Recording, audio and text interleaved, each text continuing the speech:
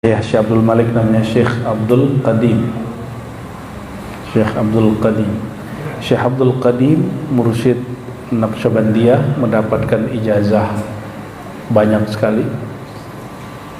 Lalu beliau menambah kajian thariqahnya, menambah kajian tarekat Samaniyah, Khalwatiyah, Qadiriyah kepada seorang mursyid yang juga bernaqsyabandi, tapi dia lebih dikenal sebagai Syekh Saman, namanya Abdurrahman bin Abdullah As-Samani dari daerah Tanah Datar.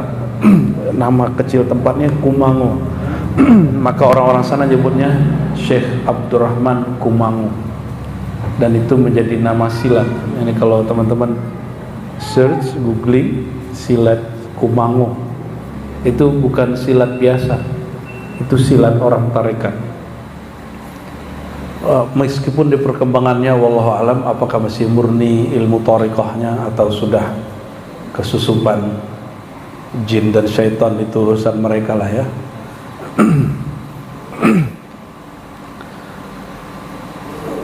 Jadi dua kitab ini, kalau yang pertama Al-Luma lebih kepada tasawuf secara umum, kalau ini tasawuf secara khusus yaitu berthariqah.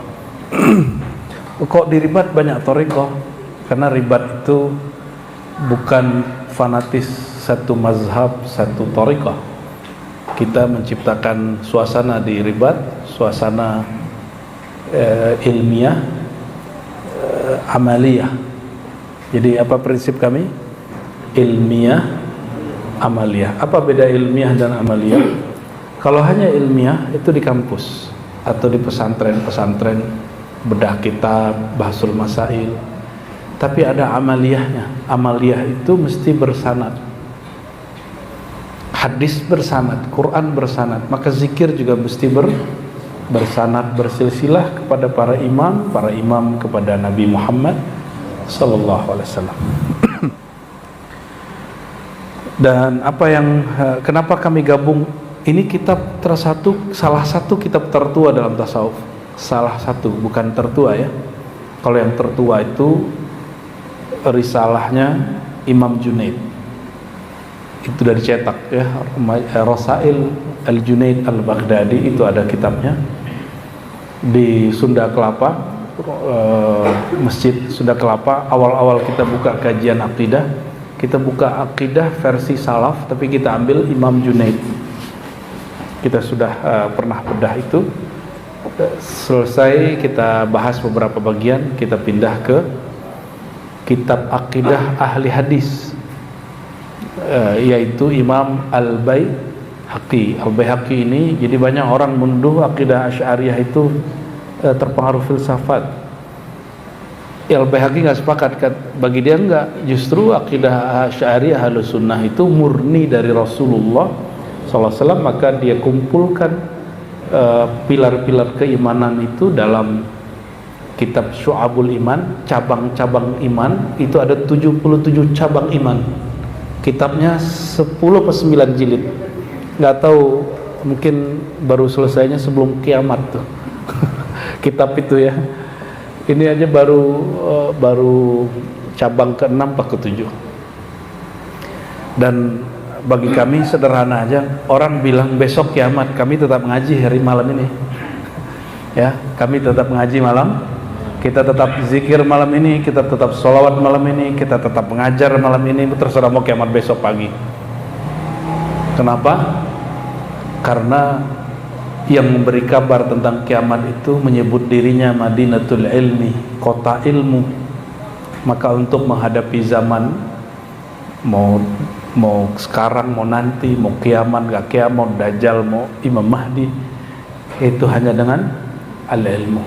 Gak ada lagi, gak bisa pakai merem. Saya merem terus kasar-kasar tuh lain cerita. Itu amaliyah. Amaliyah di kita tidak hanya banyak-banyak zikir. Bagi kita satu amalan sedikit diistiqomahkan lebih baik daripada antum zikir semalaman 70.000 lalu baru beramal tahun depan lagi. Nggak usah begitu ya. Sayyidina Muhammad SAW sebagaimana disebutkan oleh Sayyidah Aisyah, hadis Bukhari, ahabbul a'mal ilallah ma dawama wa in qalla. Amalan yang paling Allah cinta berarti orangnya paling Allah sayang. Siapakah mereka? Orang yang beramal dengan istiqomah meskipun sedikit. Ya. Maka kami mencoba yang sedikit itu. Ini tebal ini ya, benar nggak? Ini tebal nggak? Kita kalau mikirin kapan selesainya? Ya, kalau antum nggak mulai kapan selesainya? Kita mulai aja.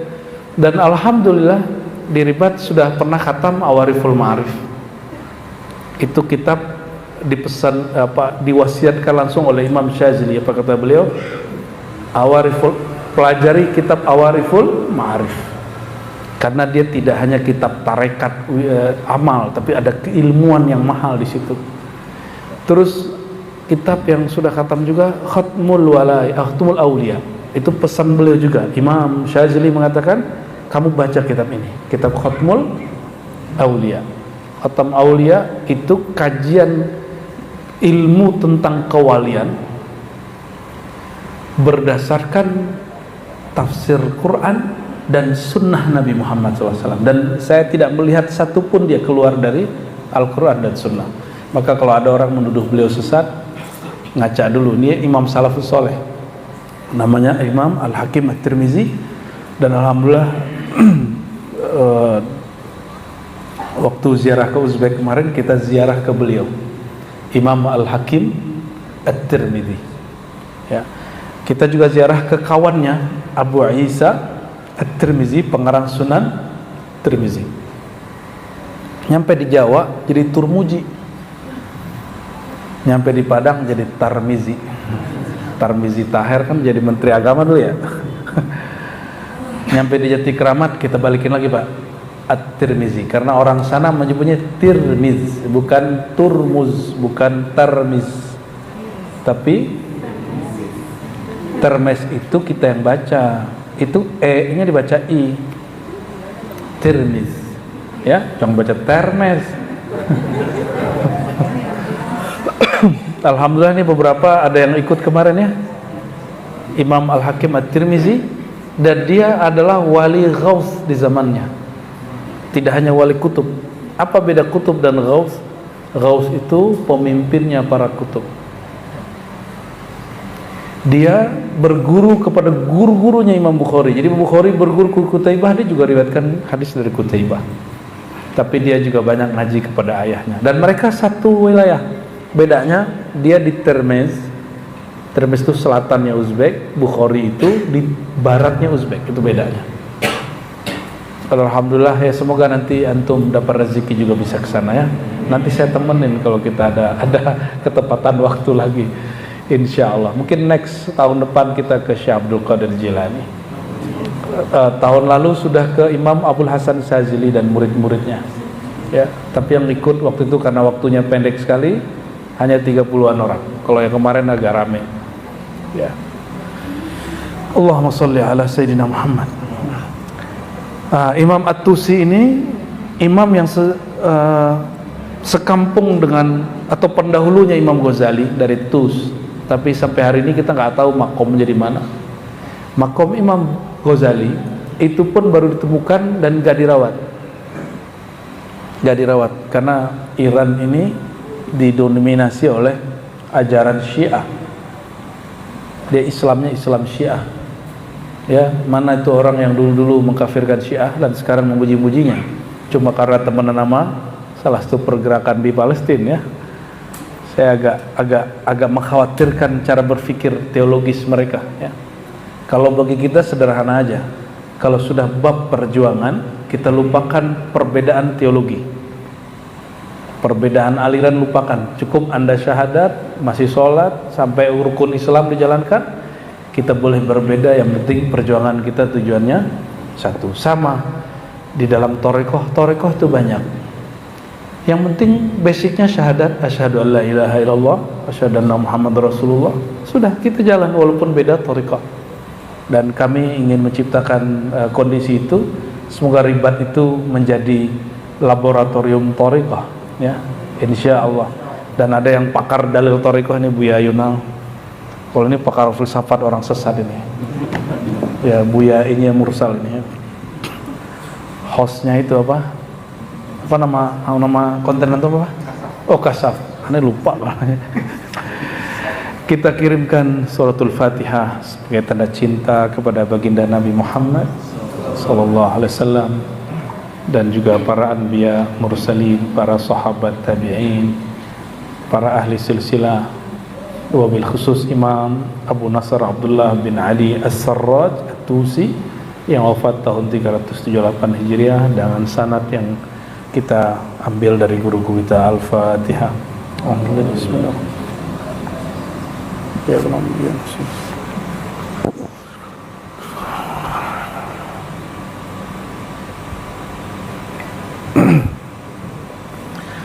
Qala bab maqam taubah. Kita masuk ke bab maqam at-taubah. Ya. Di sini sudah dibahas juga maqam taubah, tapi basicnya dari kitab ini. Kitab ini ditulis lebih tua dari kitab Ar-Risalah Al-Qushairiyah. Mungkin teman-teman ingin melihat, masih ada sepertinya di channelnya MRBJ, ya. Masih ada kajian Ar-Risalah Al-Qushairiyah. Silakan disimak, ya. Saya sudah nggak ngajar di sana karena jarak jauh, ya. Dan ada karena satu hal lagi.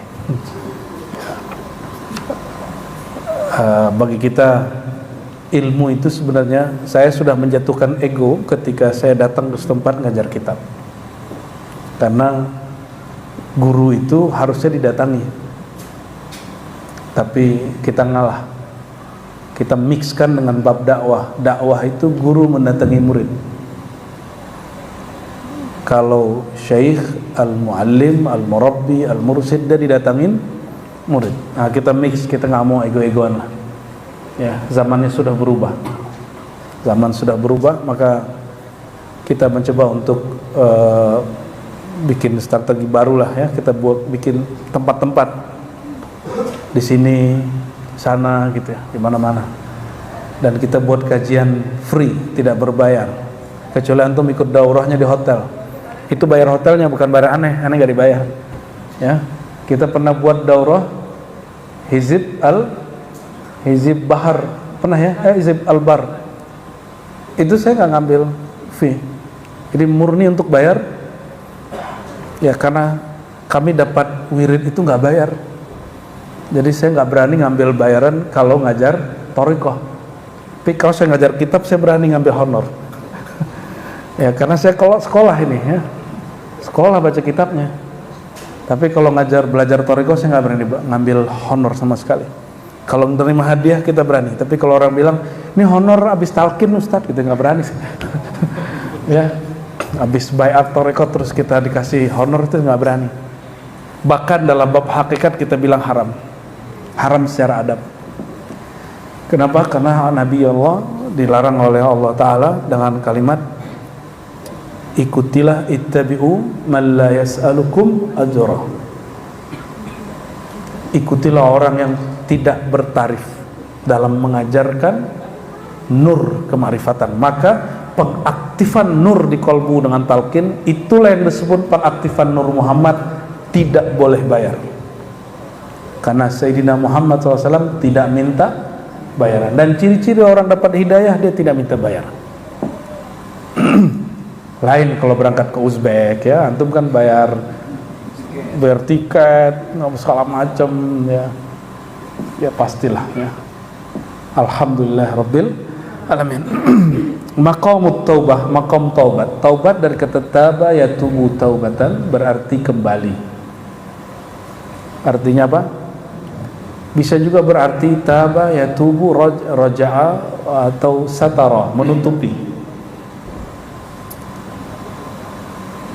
Yang sebenarnya bertobat itu bukan kita, tapi Allah. Dalilnya mana? Perhatiin ayatnya. Fatalaqqa Adamu min rabbih kalimatin fataba alaihi. Setelah Nabi Adam terusir dari surga, maka Sayyidina Adam talaqqa ya, menyampaikan kalimat, beberapa kalimat, yaitu Rabbana atina atau Rabbana zalamna anfusana wa illam taghfir lana, itu satu yang ada disebutkan di Quran. Kalau di riwayat hadis lebih banyak lagi. Dan beliau sujud selama 40 hari, begitu dalam riwayat-riwayat, tapi bercampur antara Israiliyat yang tidak Israiliyat. Kalau yang Israiliyatnya 400 tahun, 40 tahun, tapi yang sahihnya 40 hari, ya. Sayyidina Adam talaqqa, ya, datang kepada Allah bahwa kalimat itu fataba alaih, lalu Allah menerima tobat. Maka yang bertobat itu artinya dua, satu sadar menyesal, satu menerima tobat. Menerima orang yang sadar itu arti dari bertobat secara harfiah, ya, secara harfiah. Fataba alaih, bahasa Arab taba, siapa fa'ilnya? Siapa yang pelaku dari taba? Taba, bertobat. Siapa yang bertobat di situ? Allah. Maka Allah menyebut dirinya Tawwab, yang maha menerima tobat yang dilakukan berkali-kali. Jadi Allah itu maha menerima tobat sambalado. Jadi boleh nggak tobat sambalado? Emang begitu manusia. Ya, hari ini tobat, besok kan nggak tahu, kita mungkin kita melakukan kesalahan lagi, ya tobat lagi. Di sini nanti disebutkan definisi tobat berdasarkan ahwal dan makomat para imam. Jadi masing-masing kita akan merasakan rasa tobat yang berbeda-beda.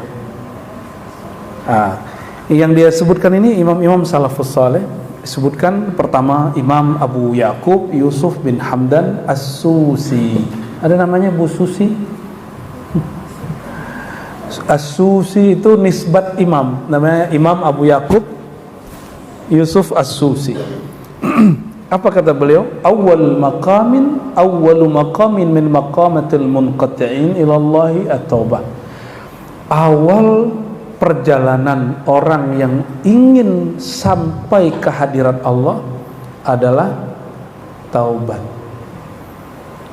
Sebelum ke masjid bersih-bersih dulu nggak? Betul. Kalau mau sholat langsung sholat atau bersih-bersih dulu? Maka taubat itu bersih-bersih. Coba perhatikan, selesai kita berwudu, kita baca doa Allahumma ja'alni minat tawwabin wa ja'alni minal tahirin.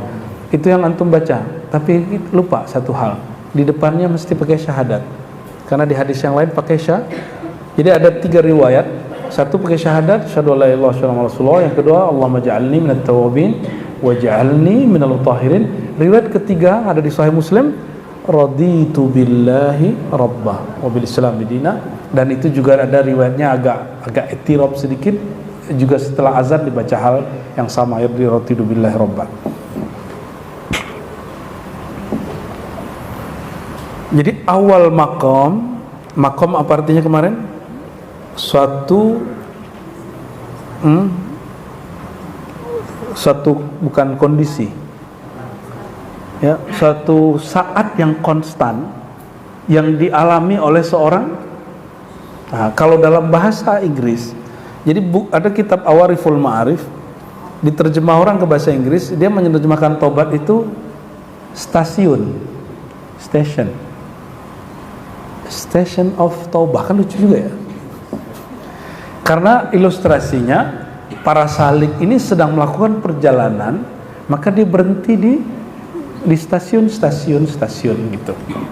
Ini stasiun bukan dalam makna zahir, tapi dalam makna majazi. Oke? Berarti makom pertama apa? At-taubah. Maka antum kalau masuk ke ribat, setelah bersyahadat, dibimbing syahadat oleh Buya Yunal, Buya Asfi, Buya Aldomi, itu yang pertama kali diajak ngapain? Istighfar. Dan istighfarnya beda. Istighfarnya ditalkinkan juga. Begitu dulu guru saya mentalkin saya. Talkin itu tidak hanya talkin zikir, tapi juga talkin istighfar. Jadi kata guru, istighfarkan mata kita. Dan guru membaca astagfirullah, ya Allah ampuni mataku, ya Allah ampuni pandanganku. Dan itu lebih spesifik dan lebih terasa. benar nggak? Ya, ada orang nggak berasa sama dia, tapi kita sebut orang tuanya dia langsung nangis. Ya, ada yang nggak berasa sama dia, kita sebut orang yang dia paling suka, paling dia punya kenangan dengan orang tertentu, dia langsung kemudian ya terenyuh ya. Tapi talqin itu kan baru bimbingan. Berarti X dari orang luar diri kita yang membimbing. Antum belum disebut orang bertaubat secara makom, baru hal. Jadi menangis waktu ditalqin itu baru hal, belum makom. Hal itu cuma kondisi. Dia datang dan dia dapat anugerah. Makanya tangisan saat bertobat itu hal, dan kadang-kadang tidak bisa diulang, kadang bisa diulang. Dan dia nggak bisa direncanakan. Itu bagian dari keramat para guru, para mursyid, para syekh. Ya, kolbu kita yang keras itu langsung mengalir air mata. Itu kolbu itu lebih keras dari batu. Lebih keras dari batu. Orang udah capek-capek pulang di jalan ya, tetap aja masih bisa marah kalau lagi di senggol orang, bener nggak? Ini yang kemarin apa? Rawamangun. Udahlah mobilnya kecil ya, nyenggol orang, turun, digebukin orang dalam mobil, mati. Ada orang yang jantungan saat dia dibentak di mobil, ya jantungan, copot jantungnya, nggak tahu putus talinya kali, salurannya apa ya nggak tahu, meninggal, cuma dipukul-pukul dari luar. Dia duduk di depan setirnya, dipukul beberapa kali, mati. Mengerikan ya. Padahal ini orang pulang bekerja kah atau sudah lelah. Tapi kalau lagi marah itu muncul juga ya. Baik, jadi karena kita setiap hari itu ada waktu tidurnya, lalu kita lepas kadang-kadang dari makom. Jadi ada orang tidur nggak bawa makom, tidur aja, bahkan tidurnya makomnya makom al-yutubiyah atau at-taqiyah ya. Jadi tidurnya dia nggak bawa makom rohani, dia bawa apa yang dia lihat di syukur-syukur yang dia lihat itu kajian-kajian, keilmuan. Syukur-syukur, kalau enggak. Ini contohnya, antum belum tentu mimpinya benar. Nonton Buya Yunal sebelum tidur lalu ketiduran, mimpi Buya Yunal lagi ngajar. Itu sahih nggak tuh? Itu bisa jadi benar, bisa jadi tidak. Tapi kalau emang ditaruh sebelum tidur tonton, terus ditaruh, kita zikir, memori kita tentang sesuatu bekerja, nggak apa-apa. Kan tidur itu kita perlukan dia untuk restorasi, sangat penting tidur itu. Tapi bagi para aulia, tidur itu nggak mesti nyenyak, tidur itu bisa lagi duduk. Tapi Imam Syazili bilang itu norak, wali itu harus tidur katanya. Karena tidur itu menguatkan wirid dan menguatkan si guru membimbing murid.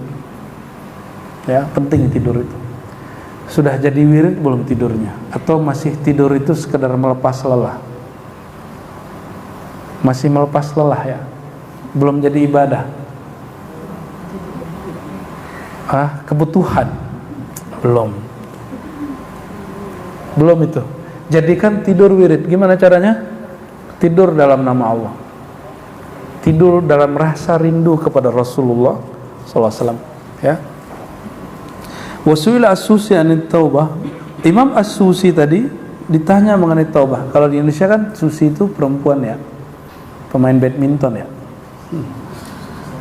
Ya, sama temanku ada namanya Susi juga. Suci dan Susi ya.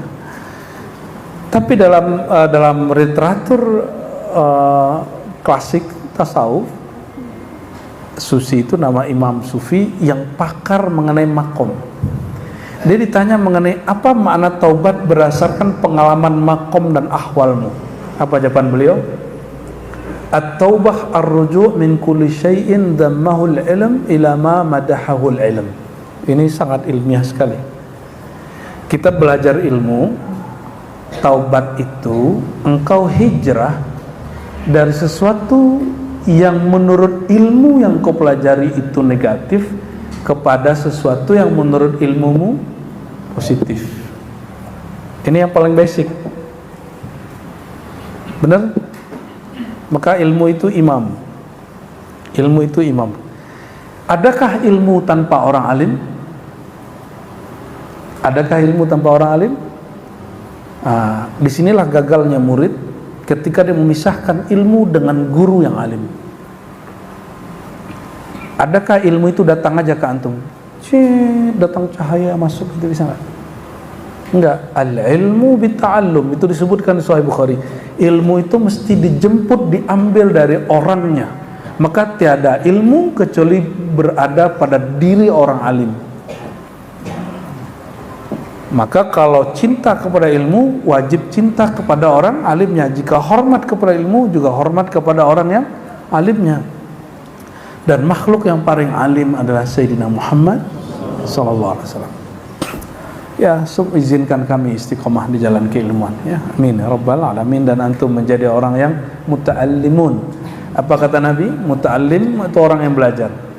Al-alim wal muta'allim syarikani fil ajr. Ini hadis sahih, perhatikan. Nggak usah kemudian jadi ulama, jadi ustadz kalau nggak ada basicnya. Ya, ini aneh nih, musisi hijrah terus jadi ustadz, masya Allah. Kalah serban kita Bu Yunang. Ya, udah bisa ceramain, udah bisa ngata-ngatain ulama yang sudah puluhan tahun di pesantren. Kita kecewa dengan orang begitu. Ente kalau hijrah, hijrahlah sesuai dengan bab ini. Jangan berfatwa hal-hal yang berkaitan dengan hukum, aqidah. Karena itu ada basicnya, ada kajiannya, ada ijazahnya, ada otoritasnya. Oh, saya sudah berserban, saya sudah emang kalau saya pakai serban, terus aneh pakaian ke ente, langsung alim nggak? Ini semua malam ini saya kasih ijazah serban, itu orang langsung alim nggak? Enggak. Al-ilmu laysa bil imamah ya akhi. Al-ilmu bit-ta'allum wa laysa bit-ta'ammum. Ya, ilmu itu bukan pakai pakaian ini, pakaian itu, pakai tongkat, enggak. Ini enggak ada. Saya angkat ini, ilmunya masih ada enggak? Saya buka kopiahnya, masih ada ilmunya enggak? Makanya kita cuek aja, kadang pakai kopiah, kadang enggak pakai kopiah. Diprotes juga sama orang. Ente enggak menghormati ilmu. Loh, ilmu di badan kita kok. Ya, ilmu itu pada diri mu'alim, dan orang alim itu fleksibel. Nggak mesti orang alim itu ente kemana-mana ya ke WC pakai serban, itu kan lucu. Pakai serban itu fi makanihi. Saya juga pakai serban kok. Waktu ziarah saya full serban nggak? Ziarah kemarin, waktu di makom, saya kita full pakai serban. Karena kita tahu imam-imam yang kita ziarahi semuanya pakai serban. Jadi menghormati si imam. Tapi guru saya kan banyak kan pakai kopiah begini. Dulu kita bayangin ahli hadis itu pakai gamis, pakai serban tiap hari, pakai tongkat. Bayangan saya tuh masuk Mahat dulu. Kiai seumur-umur cuma 2 kali pakai sorban yang saya lihat. 15 tahun kita khidmat ke beliau, hanya 2 kali pakai serban. Itu pun serban hadiah. Bukan pakai serban, pakai gamis. Serban nggak pernah. Bahkan beliau memfatwakan haram di negeri orang yang nggak pakai serban. Ya walaupun kita nggak sepakat dengan fatwa itu, tapi begitu beliau orang yang lama belajar di Arab tapi tidak menjadi ke-Arab-Araban. Ini nggak pernah ngaji di Arab, gayanya lebih Arab dari orang yang Arab. Ini bukan nyindir, ini beneran, aneh serius ini ya. Antum pakai jubah 7 lapis nggak nambah ilmu. Ya, maka la tashtaghil bizinati, ishtaghil bil ilmi. Jangan sibuk dengan performan, sibuklah dengan saya nggak dihormati kalau nggak pakai gamis. Siapa bilang? Antum pakai gamis, pakai serban hanya dihormati di awal jumpa. Kalau sudah ngomong, orang akan menghormati omongannya. Kalau omongannya nggak cocok sama serbannya kan malu-maluin. Maka ya pantas-pantas sendirilah pakai serban, pakai gamis itu. Itu pakaian-pakaian aulia itu ya. Saya karena merasa nggak pantas setiap hari pakai serban, pakai gamis, maka saya nggak tiap hari pakai serban. Tapi kalau ada antum setiap hari ingin menghidupkan sunnah Nabi, monggo. Babnya beda, bab cinta, bab apa? Kalau dalam pikiran saya bukan, saya bab kepantasan. Baik. Jadi gimana kalau antum pakai serban malam ini langsung hafal 400 hadis? 400 hadis hukum loh. Jadi minimal orang jadi mufti harus mengerti 400 ayat hukum. 400 ayat hukum, turunannya minimal lah 1 ayat 1 hadis. Berarti 400 hadis. 5 kaidah fiqhiyah yang disepakati, lalu ada yang 200, lalu yang diikhtilafkan juga ada sekitar sebanyak itu. Silakan habis itu berfatwa lalu mengatakan menurut saya. Nah, itu boleh itu ya. Ngacak dulu kalau kita mau pakai begitu. Wasuila As-Sahal ibn Abdullah At-Tustari ya, anit taubah. Imam At-Tustari ditanya, apa itu taubah? Tapi dia jawabnya pakai ahwal orang yang diterima tobatnya, kondisi orang yang diterima tobat. Coba cek, tobat kita diterima nggak? Tunggu dulu. Antum ini merasa berdosa nggak sih? Merasa punya dosa nggak? Kalau nggak percuma kita bahas ini. Punya dosa nggak? Atau merasa nggak punya dosa? Oh, saya nggak banyak dosa, Ustaz. Oke, kita cek ya. Anggaplah antum nggak punya dosa mata, nggak ada, aman ya, nggak pernah ngelihat yang aneh-aneh, nggak pernah nonton bokep, nggak pernah ngeliatin paha cewek yang nggak halal, yang cewek-cewek ini nggak pernah nakal, cowok-cowok ini nggak pernah nggak pernah ngudugem lah ya. Oke, berarti matanya aman, telinganya aman. Oke, anggap zahirnya nggak maksiat, anggap zahirnya tidak. Coba kolbunya ada maksiat nggak? Pernahkah merasa lebih alim dari orang lain? Pernahkah merasa lebih suci dari orang yang di samping kiri kanan?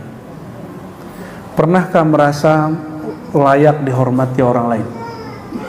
Itu sombong. Itu sifat iblis sehingga dia terusir dari surga. Berarti punya dosa nggak malam ini? Hari ini udah punya? Oke. Kalau anggap hari ini antum nggak punya dosa sombong, kita cek dosa berikut. Pernahkah protes dalam batin atau ngomong? Ada orang dapat rezeki, kita enggak.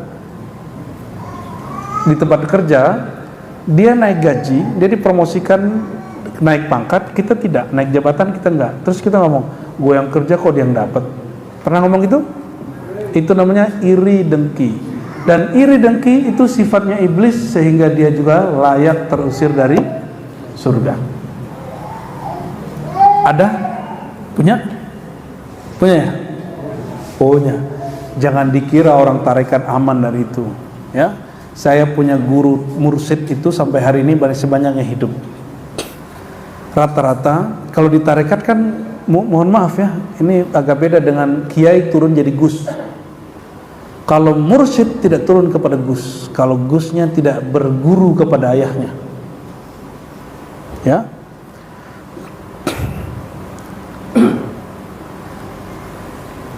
Ada mursyid, ini lebih dari 5 mursyid saya temui, dia kalau ingin ngikutin nafsunya, dia ingin angkat muridnya.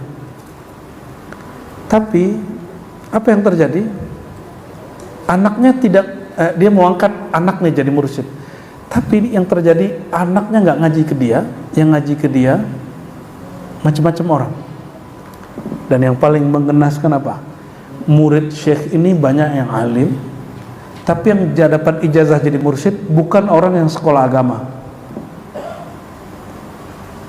Ketika yang baru datang ini, orang baru, nggak sekolah agama, dapat ijazah, yang lama-lama ini protes, seperti protesnya para malaikat dulu di surga. Ya Allah, kenapa Engkau menciptakan di muka bumi, memilih khalifah di muka bumi, orang yang akan merusak dan menumpahkan darah, sedangkan kami kan sudah lama zikir.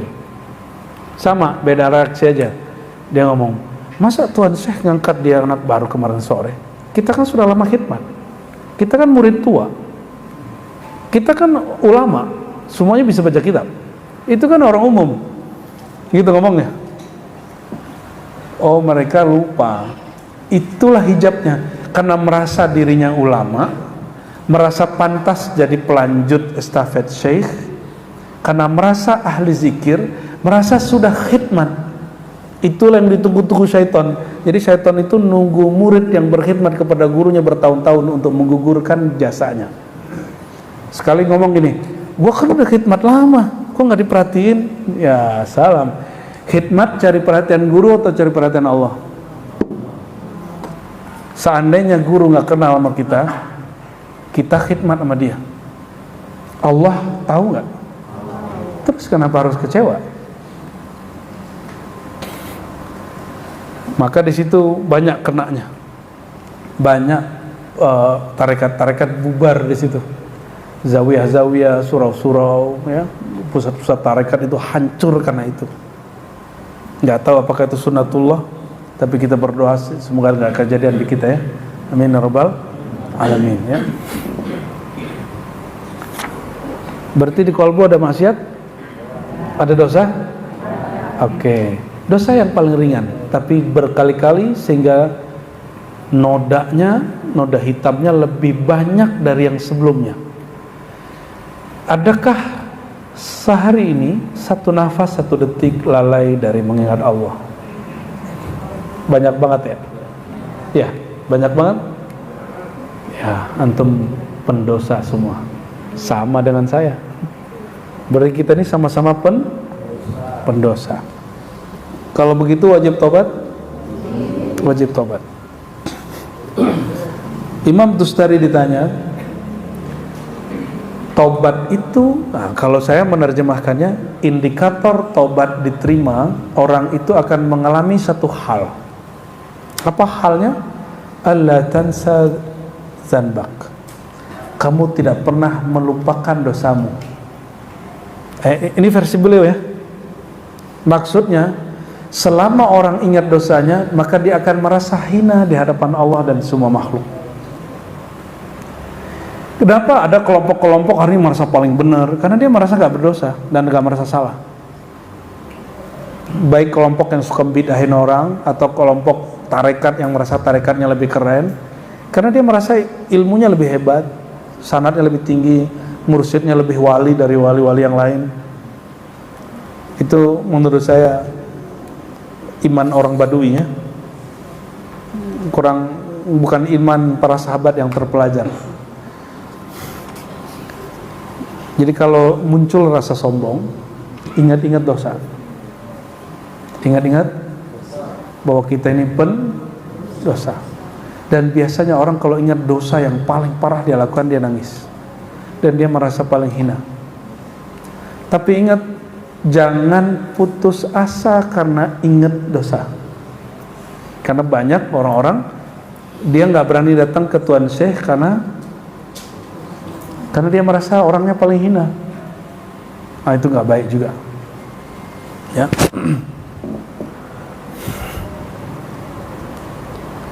Su'ilal Junaid, nah, sebelumnya yang berkaitan dengan tadi, Imam Ubaidullah Ahrari itu punya murid ulama semua, tapi nggak ada satupun yang diangkat jadi mursyid. Siapa yang jadi mursyid? Tukang sol sepatu di depan. Dia tukang sol sepatu yang nggak dibayar. Dia ngeliatin ada sepatu orang rusak, dia benerin, dia rapiin. Jadi sejarah ngerapiin sendal depan masjid itu bermula dari situ. Tapi ini apakah keramat atau ini khayalan, walau alam, apa itu dongeng? Cuma tertulis di kitab, dan Imam Sya'rani menyebut ini sebagai karamatul aulia. Imam Yusuf Nabhani menyebut itu karamatul aulia. Jadi beliau itu mengatakan, nanti pewarisku orang yang jika serbanku ini aku lempar sampai kepadanya.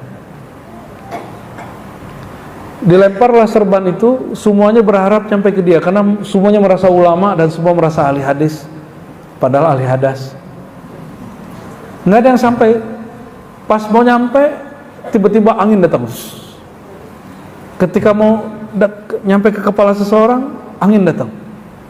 Itu orang-orang yang GR-GR itu, yang sosokan pengen jadi mursyid. Tahu-tahu kenanya apa? Orang yang nyusun sendal di depan. Kata mereka, loh itu mah bukan orang alim, ya. Itu mah pengemis. Diulang lagi. Yang kedua, begitu lagi. Diulang lagi. Yang ketiga, begitu lagi sampai ke dia. Akhirnya orang dibawa ke depan. Anda ini siapa sebenarnya? Kenapa kamu gak masuk? Ternyata orang ini, dia sebenarnya punya ilmu, tapi disembunyiin di dalamnya, dan dia memerankan diri sebagai orang jahil. Ini yang disebut malamatiyah. Dia nunjukin ketololan depan orang lain. Hal yang jorok-jorok dikerjain. Apa kata dia? Orang kayak saya mana pantas duduk di tempat kamu, gitu. Ternyata itu yang jadi mursyid, Pak. Ya. Ini kalau kita ngadain acara-acara perebutan tempat duduk, saya mursyid kok, katanya, gitu ngomongnya. Saya mursyid, saya duduk sini, gitu. Ngotot mau duduk tempat begitu, harus di depan. Tapi banyak juga mursyid yang harus tahu, nggak mau, nggak usah. Saya mah siapa? Itu mau wali-wali semua, gitu ngomongnya. Ya, makanya wajar kalau mursyid-mursyid itu banyak yang mentok-mentok juga makomnya, ya. Akhirnya ya begitu deh, nggak ada yang jadi wali. Semuanya kalau yang datang ke dia dapat beban semua, beban wirid. Kata Ibnu Athaillah Sekandari, gurumu bukan yang ngasih kamu beban, gurumu yang menghilangkan beban jika engkau beramal. Siapa itu? Orang yang kalau ngajarin wirid diajarin ilmunya, bukan hanya disuruh kamu amal ini, titik, gak usah banyak tanya, nggak begitu. Jadi gimana caranya? Belajar wirid itu mesti tahu rahasianya, sanatnya, tekniknya, cara menghadapi kalau lagi buntu, itu caranya. Dan itu diajarkan oleh ulama-ulama, ya, yang Rabbani, ya. Su'il al-Junaid. Nah, mereka punya guru Susi naik ke atas, Imam Junaid. Imam Junaid ditanya mengenai apa itu taubah. Berbeda dengan Tustari. Imam Tustari mengatakan apa tadi? Tobat itu indikatornya kamu tidak pernah melupakan bahwa dirimu pendosa, supaya tidak som. Kalau Imam Junaid lain, nggak begitu katanya. Hal yang saya dapat lain. Taubat itu indikatornya diterima nisyanu zanbik, kamu melupakan dosamu. Bahasa lainnya move on.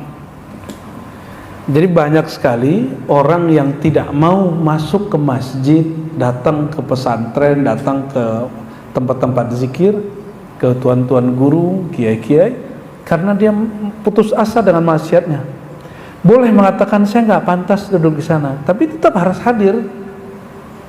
Jangan alasan nggak ngaji, gitu ya. Berarti ini perbedaan makom, ahwal. Ahwalnya Imam At-Tustari ketika dapat tobat, dia merasa hina dengan cara mengingat maksiatnya. Dan antum merasakan ketika ditalkinkan istighfar dan disebutkan ampunkan dosa mataku, ingat dosanya enggak? Itu makom ahwalnya Imam Tustari. Lalu kita kemudian minta ampun, ya Allah hapuslah semua dosaku. Itu makom yang dipakai Imam Al-Junaid. Jadi thariqah itu sudah gabungan ahwal makomatnya para imam. Beruntung kalau antum ditalkin oleh guru dengan cara yang lengkap seperti itu, ya. Qala Syekh, berkata Imam As-Sarrad. Nah, ini jawaban beliau. Jawaban As-Susi anit taubah ajaba an taubatil muridin. Nah, beliau menjawab dalam bab, kata Imam Sarrad pengarang kitab ini, Imam As-Susi yang tadi mengatakan awal makom adalah taubat, itu orang yang disebut murid,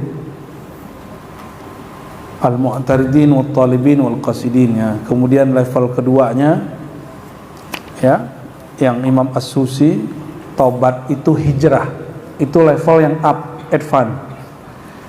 Terus wa talibin wal qasidin. Ada talibin. Talibin ini salik. Salik itu orang yang sudah menempuh jalan, sebut pesuluk. Dia tidak pernah melupakan dosanya. Tapi yang terakhir, kalau sudah sampai di ujung, dia melupakan dosanya. Jadi dia disusun oleh Imam As-Sarraj bahwa ini merupakan tahapan-tahapan tobat, ya. Jadi kalau kita ringkas, tobat itu awalnya adalah awal dari semua makomat dengan cara mengikuti yang positif menurut ilmu, meninggalkan yang negatif menurut ilmu, atau bahasa anak muda hari ini, hijrah. Dan yang ketiga, tidak pernah melupakan bahwa dirinya adalah pendosa, supaya nggak sombong dan mohon maaf. Ustadz-ustadz yang menerakan-nerakakan orang itu dia lupa bahwa dirinya juga pemaksiat. Penceramah-penceramah yang menghujat para pemimpin, dia lupa bahwa dirinya juga seorang pemimpin, tidak pernah, belum tentu juga adil sepenuhnya. Ya, orang-orang yang terlalu tinggi suaranya, sombong sekali di atas podium, menggertak orang-orang yang dia ceramahi, itu dia lupa bahwa dirinya juga melakukan kesalahan. Ini yang kami diskusikan kemarin, ya. Teman-teman itu pernah gak dengar khotib ngomong gini pas hari raya Idul Fitri itu rame gak? Hatta orang yang biasanya gak sholat itu ama khotib disindir gak? Sering gak khotib menyindir orang yang mau sholat Idul Fitri tapi belum sholat 5 waktu? Sering dengar?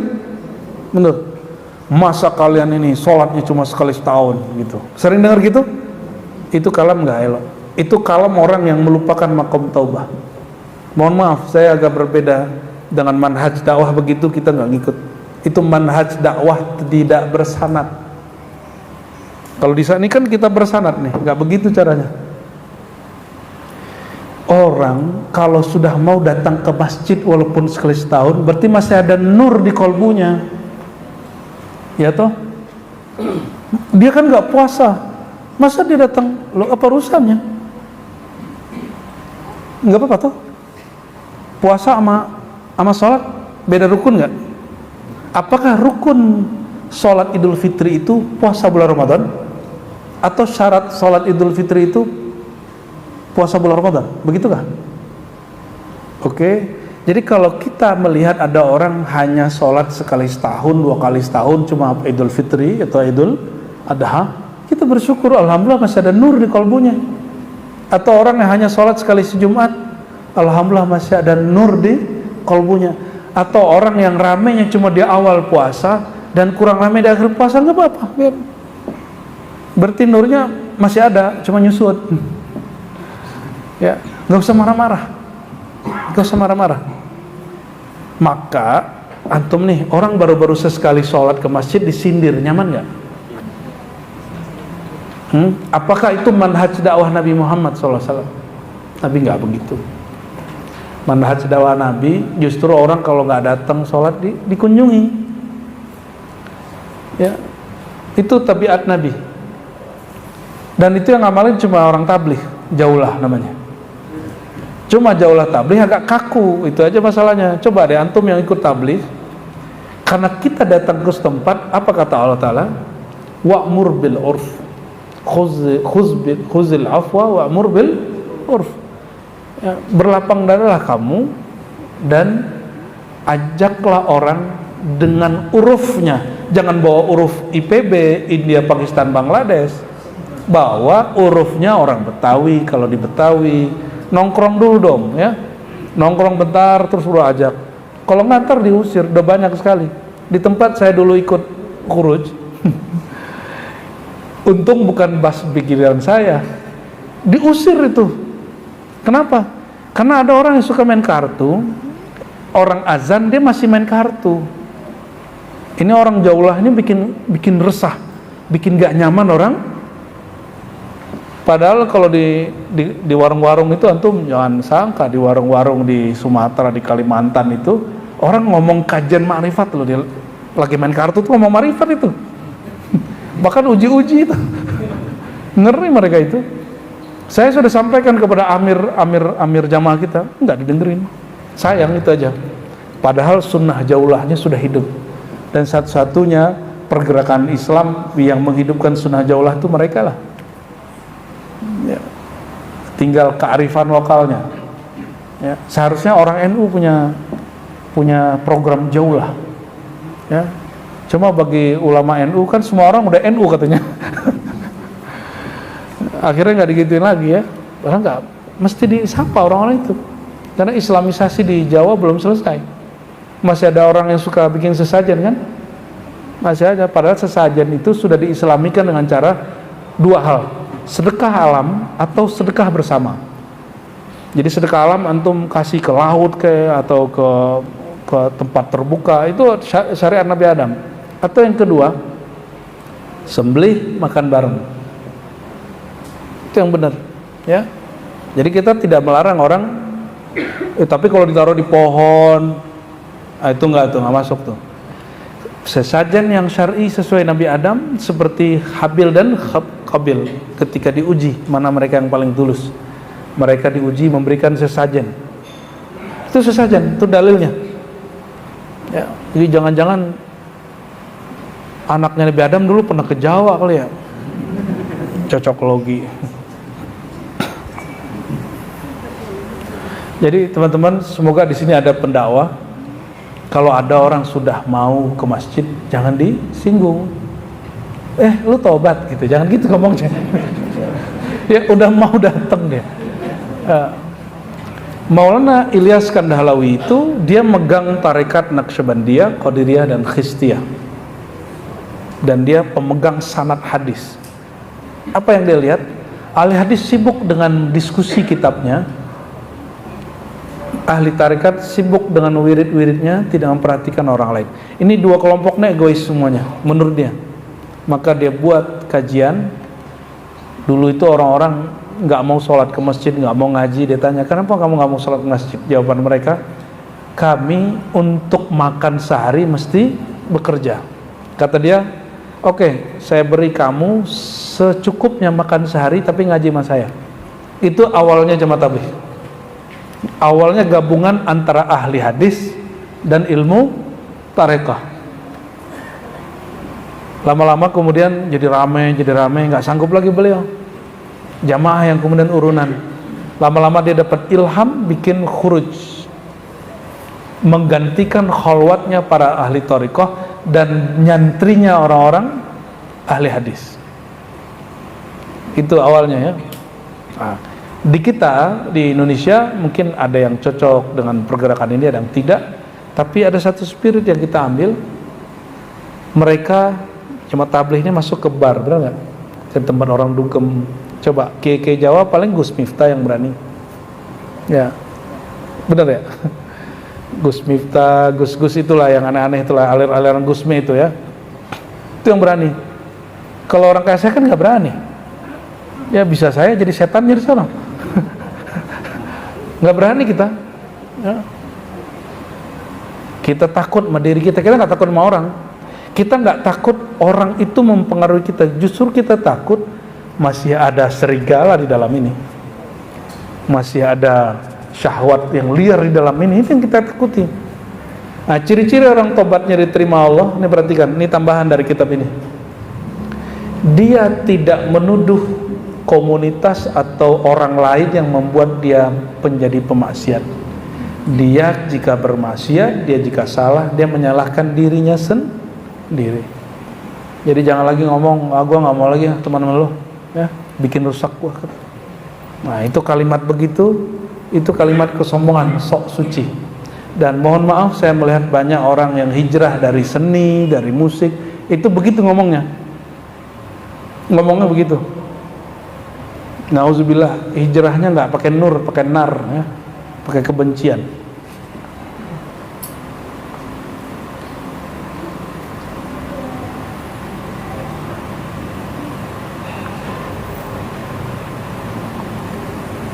Kalau Imam Junaid tadi apa? Imam Junaid ini jangankan dosa. Dosa itu kan melekat pada diri. dirinya aja lupa, dia hanya ingat Allah Subhanahu wa taala.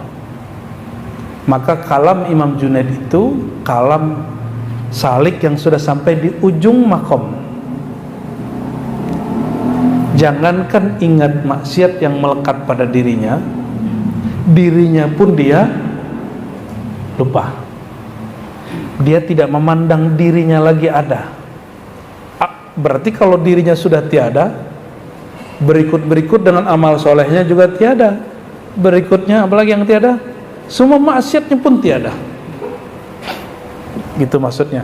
Dan itu yang disebut makom fana dan baqa. Fana dari diri, baqa dalam kasih sayang Allah Subhanahu wa taala. Imam Junaid punya murid namanya Ruwaim. Ruwaim ini guru daripada Abul Hasan Asy'ari. Abul Hasan Asy'ari juga pernah jumpa dengan Junaid, tapi dia lebih banyak ngaji kepada Imam Ruwaim. Ruwaim ini namanya Ruwaim bin Ahmad. Ini tanda bahwa dalam makom dan ahwal itu juga ada ma'rifat. Ada namanya ma'rifat taubat, dan ma'rifat taubat dia berkembang terus.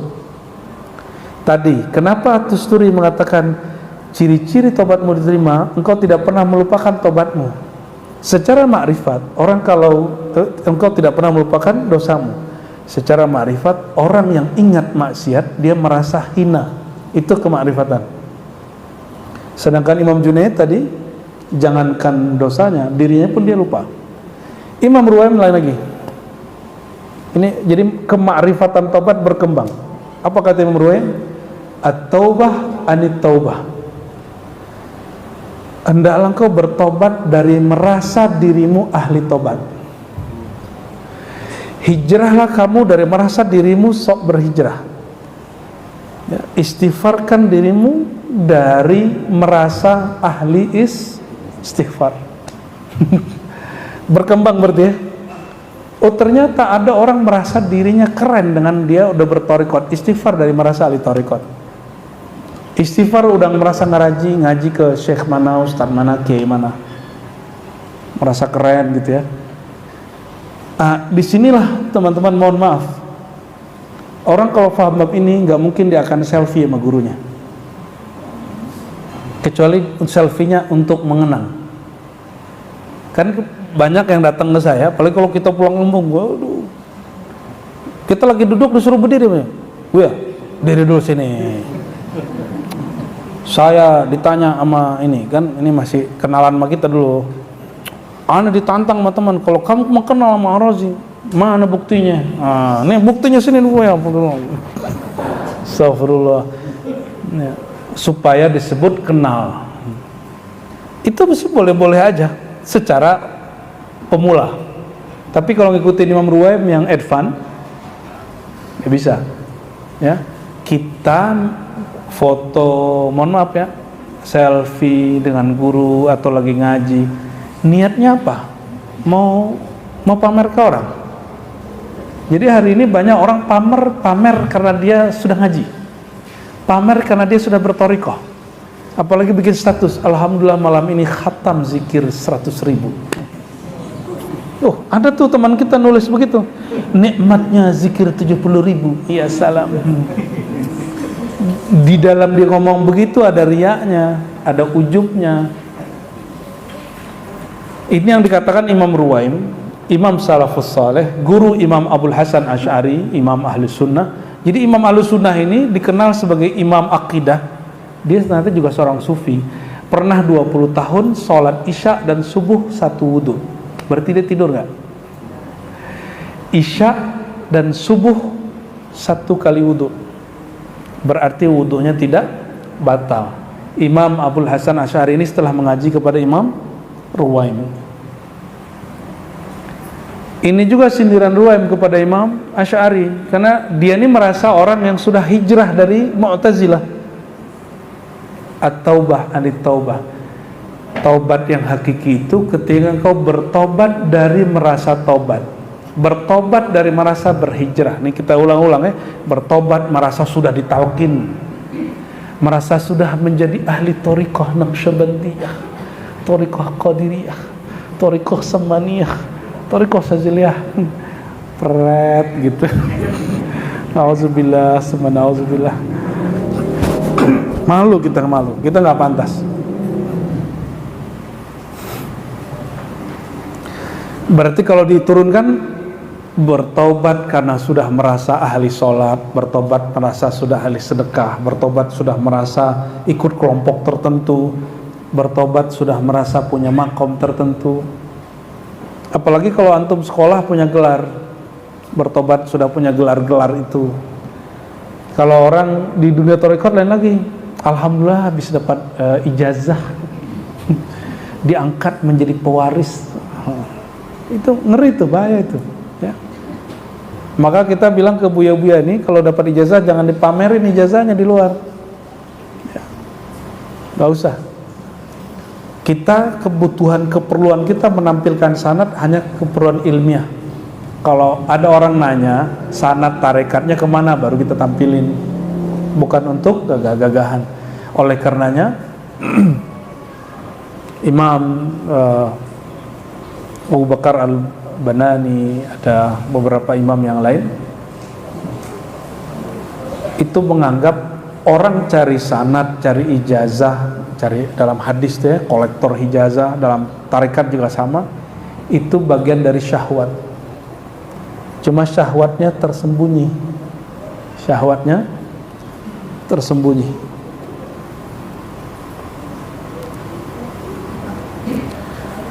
Lalu ada imam ahli ma'rifat dari Mesir, namanya Zunnun al-Misri. Apa kata beliau? Kata sallallahu alaihi wasallam, kita juga ada ziarah ke beliau, taubatul awam minaz zunub wa taubatul khawas minal ghaflah. Taubat orang awam dari dosa, taubat yang khawas dari apa? Al-ghaflah. Apa arti ghaflah? Lalai satu detik, satu napas. Ini baru khawas, belum khawasul khawas, ada lagi. Kalau ditambahin taubat tuh khawasul khawas ya. Taubatnya orang yang khawasul khawas karena berpaling dari menyaksikan musyahadah kepada Allah Subhanahu wa ta'ala.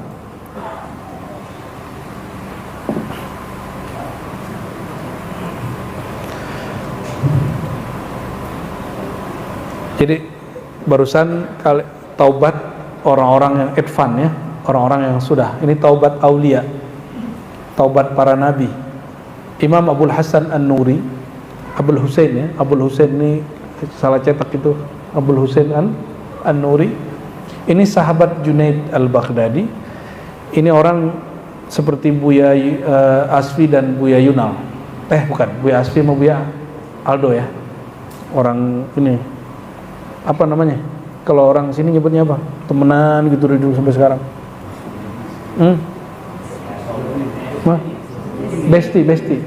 Besti kan cewek. Hah? Sejoli. Hah? Bro lah. Ini orang berdua. Kalau Imam Junaid sakit, itu dijenguk oleh Imam An-Nuri. Apa kata An-Nuri? Sakit bro, gitu. Masa wali sakit gitu. Kata Junaid, lah anak kan hamba Allah, akhi gitu. Doain dong, pegang kepala ini, minta, manja dia, suruh minta pegang. Didoain, baca Al-Fatihah, sembuh. Bulan depan, An-Nur yang sakit, dikunjungi oleh Junaid. Lah wali, sakit juga ente, dibalas. Ya sama. Tolong dong doain dong, udullah ali. Maka didoain, baca Fatihah, tiup, sembuh. Ya, ini wali-wali ini ternyata begitu ya. Dan saya masih terkenang waktu saya kecil, habis di khitan, nggak ada tanda-tanda masjid, ke surau kan, kita ke surau Tarekat Naqsyabandiyah. Itu guru tua kita, Abuya Syekh Muhammad Nuruddin An-Naqsyabandi, boleh datang. Dia panggil ya. Sunat juga kamu katanya. Ya, wah, udah gede tuh. Karena sudah dikunjungi paginya, itu baru hari ketiga. Hari ketiga, malam keempat saya langsung ke surau, disuruh azan karena kita dapat gelar Bilal oleh beliau. Saya azan, nyampe di hayya 'alas shalah, ternyata ketarik yang di bawah. Baru nyampe 'alas shalah, sakit, berhenti langsung ya. Tapi ya indah juga tuh ya, dikunjungi oleh wali-wali Allah itu. Qaddasallahu sirrahu, amin ya rabbal alamin ya. Apa kata Imam An-Nuri? Hina su'ila anit taubah, dia ditanya mengenai taubat. Apa itu taubat? Ini taubat para aulia. At-taubah an tatuba amma siwallah. Taubat itu engkau kembali sadar dari selain Allah. Selain Allah, apapun yang terbayangkan kita taubat. Apakah terbayang diri, terbayang orang lain, terbayang merasa ahli zikir. Apalagi hari ini kita kalau belajar tarekat ya, itu ada namanya titik-titik latifah, mencari nur. Oh, nur kolbu warnanya kuning gitu, ruh warnanya merah. Dia lupa itu ruh latifatur ruh, bukan ruh. Ruh dengan latifatur ruh beda. Kolbu dengan latifah kolbu beda. Latifah kolbu titik yang terkoneksi dengan kolbu, bukan kolbu. Dia masih alam zahir ini, masih alam ciptaan. Itu yang dicari-cari itu ya. Nah, mata kalau dikucek, coba mata kalau dikucek gini terus merem ya Pak, pasti nanti ada kayak bercahaya-cahaya gitu dia. Itu bukan cahaya zikir bro. Itu cahaya habis ngucek-ngucek namanya. Ya, itu nggak masuk. Cahaya yang asli nggak begitu. Dan aneh kasih tahu antum bahwa kalau nur dari Allah itu sirnya langsung tahu, nggak perlu ada pertanyaan, nggak perlu ada konfirmasi dan validasi, ruhnya langsung tahu, nggak ada perdebatan dalam diri, nggak ada pertanyaan ini nur apa ya gitu, karena ruhnya langsung kasih tahu, ya.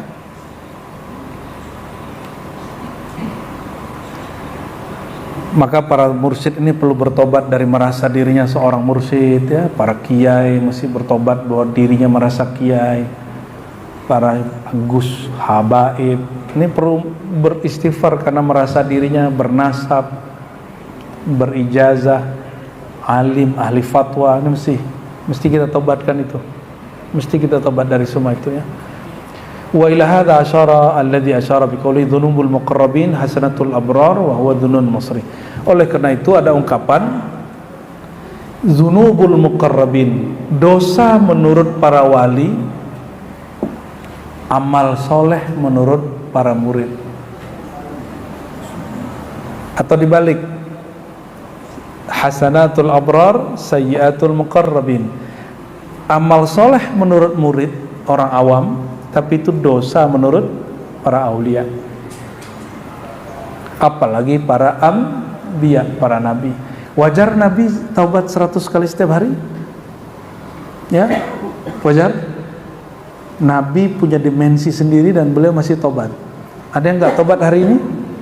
Maka diribat kalau sudah talqin, ini bukan wajib syar'i, ini wajib secara hukum murid dan guru.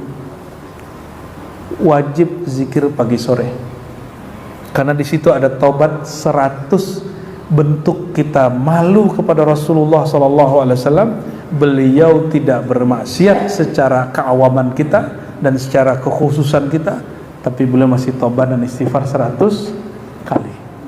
Oke? Jadi jangan ditinggal, ketinggalan qadha. Nabi selalu mengqadha salat sunatnya. Kita pernah mengqadha salat sunat? Bahkan Nabi mengqadha bukan di waktu yang mubah, di waktu makruh. Nabi mengqadha salat witir pernah di waktu antara salat subuh dan terbit matahari. Itu kan waktu makruh. Tapi bab qadha itu boleh. Tapi jangan dikerjain di masjid, Pak. Kerjanya di rumah. Masjid nanti orang nanya, sejak ngaji di ribat ente kok jadi aneh ya. Ya. Nah, kalau belum sanggup mengqadha amal sholat sunat, qadha zikir pagi sore. Nggak mesti di atas sajadah zikir pagi sore, boleh di mobil, boleh di motor, boleh di kendaraan ya. Nggak mesti bawa tasbih, nggak mesti juga pakai pencet-pencet, pakai rasain aja, pakai tangan kan bisa. Tangan kita kan Allah udah kasih ya Bisa dihitung. Bisa dihitung. Kalau nggak sempat juga, zikir sesaat di waktu pagi, zikir saat waktu sore, lalu qadha di waktu yang lain. Qadha di waktu yang qadha itu diganti.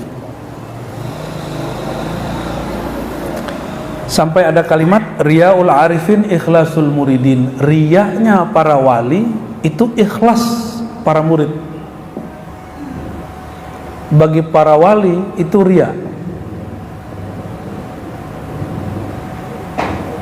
Ini kalau para masyayikh itu antum tahu nggak? Itu mereka ngintip-ngintip loh kalau lagi duduk. Itu ngintip-ngintip kolbu orang itu. Dan itu riya loh. Nah, akhirnya yang sedang diintip dia pasang zikirnya supaya kelihatan makomnya tinggi. Itu riya itu. Emang makom bisa begitu? Makom itu nggak dibuat-buat. Ya. Al-maqamat laisa bitasannu'. Al-maqamat bil kasab wal ahwal ya, bil mauhibah. Ya, makom itu diusahakan, nggak dibuat-buat. Sedangkan ahwal itu anugerah mutlak dari Allah Subhanahu wa Ta'ala. Jadi kalau lagi ditatap terus zikirnya mantap, terus makomnya kelihatan tinggi gitu. Ya enggak, makom itu kan makom kemarifatan, bukan jumlah zikir dan antum lagi merem-merem terus zikirnya kenceng itu jadi makom jadi tinggi. Enggak ngefek. Nah, jadi kalau para ahli-ahli thariqat ini lagi duduk, itu mereka ngintip-ngintip kerjaannya.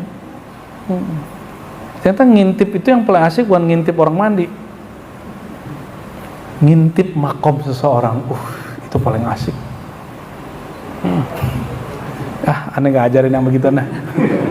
Ntar pada drem, pada seneng nanti ya. Makomnya di sini, makom di sini gitu. لأن الذي كان يتقرب به العارف إلى الله تعالى في وقت قصده وابتدائه وتعرضه من القربات والطاعات فلما تمكن وتحقق ذلك شملته أنواع.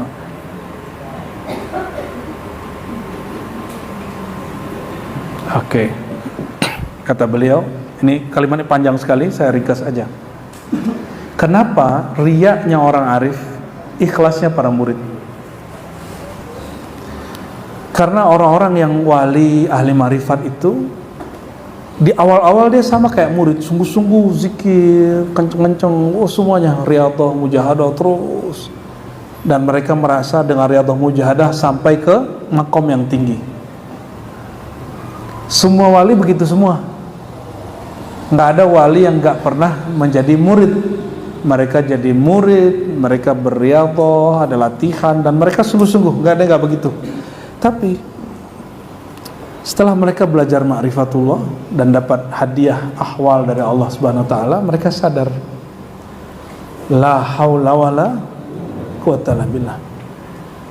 I'malu fa kullun muyassarun lima khuliqa lahu.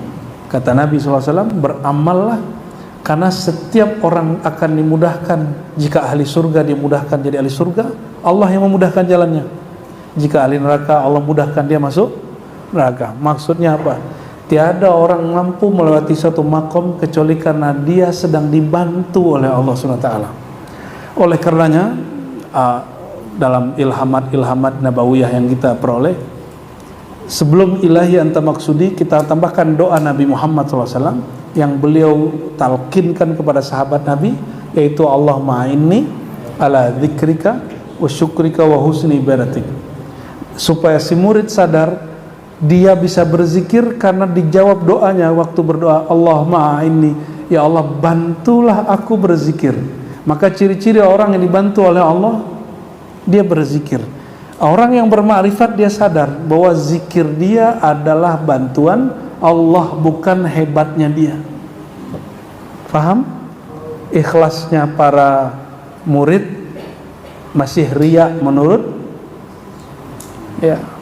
para ulama yang aulia arifin.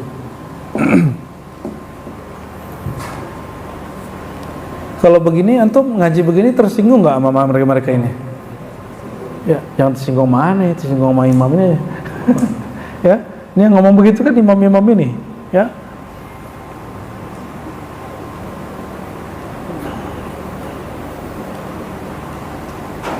Maka kesimpulannya kata beliau, fasyattani baina ta'ibin wa ta'ib. Maka ada hal yang berbeda sekali antara yang bertobat dari kalangan ulama, aulia dengan yang kalangan awam. Awam ini ada dua. Ada orang pintar baca kitab di tasawuf, dia masih awam karena dia belum bermursyid. Ini mohon maaf para ahli baca kitab, jika antum belum punya mursyid dalam tasawuf, fa anta minal awam, Anda masih awam. Sebagaimana para sufi, para murid, para syekh, jika dia tidak ngaji fikih secara mendalam, maka dia awam juga dalam bab fikih, walaupun dia khawas, advan di bab tasawuf. Ya, mesti semuanya. Oh, saya cukup baca kitab Minhajul Abidin Ghazali doang. Ya, ngaca dulu Imam Ghazalinya. Imam Ghazalinya punya mursyid, ente kok nggak punya mursyid? Ya, dan Imam Ghazali menyebutkan adab bermursyid di kitabnya. Terus kita nggak bermursyid ke kitab. Kitab itu bisa jadi salah cetak, dan kitab itu ditulis karena faktor komersial, bukan karena Allah Ta'ala. Betul nggak? Jadi ada yang bertobat dari dosa, ada yang bertobat dari kelalaian. Yang paling tinggi bertobat karena merasa taubat, bertobat karena merasa taat. Berarti 3 tingkatan taubat sebelum kita pindah kitab. Pertama, taubat pemula. Dan jangan antum, oh saya jadi wali aja deh malam ini, gak begitu. Ini mesti dilatih dulu. Anggap saya memang orang awam, aku ini pemula, sebut begitu, karena aku masih bertobat dari dosa. Terus tobat kedua, tobat dari lalai. Nah, ini para salik biasanya. Murid kalau sudah beramal riyadhah mujahadah, itu kan terasa. Jadi kalau lagi suluk itikaf versi thariqah, kita akan merasa malu dengan sholat kita, karena ada satu gerakan atau satu nafas kita lupa ingat Allah dalam sholat. Coba tanya yang sudah suluk, begitu nggak? Akhirnya ketika istighfar karena sholatnya tidak pantas diterima oleh Allah Ta'ala. Itu levelnya udah naik tuh. Tapi jangan senang dulu, belum tinggi-tinggi amat itu ya. Masih ada naik lagi. Apa tadi? Taubat karena merasa, oh di atas itu masih ada lagi. Tobat karena merasa dirinya tadi tobat dari tobat. Yang berikut tobat dari merasa sudah bertobat, sudah berzikir, sudah ahli tahajud, ya, sudah bertorikoh, sudah ikut apa nih? Apalagi kalau zaman-zaman politik lagi rame dulu, mengerikan. Itu banyak yang harus ditobatkan itu. Ya. Tobat karena merasa jadi pejuang politik Islam, ya, lalu membentak orang yang beda faham. Tobat dari pemikiran yang merasa sok benar. Dan saya bertobat karena saya dulu merasa singa aswaja. Dulu kan kita lawan terus Wahabi, ya, ketemu Wahabi lawan terus. Lah, ternyata nggak merubah apapun. Emang kalau kita di debat orang kalah, kita ikut orang itu, gengsi nggak? Gengsi. Jadi ketika kita dulu jadi singa-singain ke Wahabi, nggak ada Wahabi yang tobat. Mana ada orang kalah mau tobat? Orang itu tobat karena merasa dirinya salah sendiri, bukan disalahin orang. Bener gak? Kalau kita disalahin orang, mau tobat gak? Contoh ini, antum belajar thariqat terus thariqat dibidahin orang, pasti gak mau terima.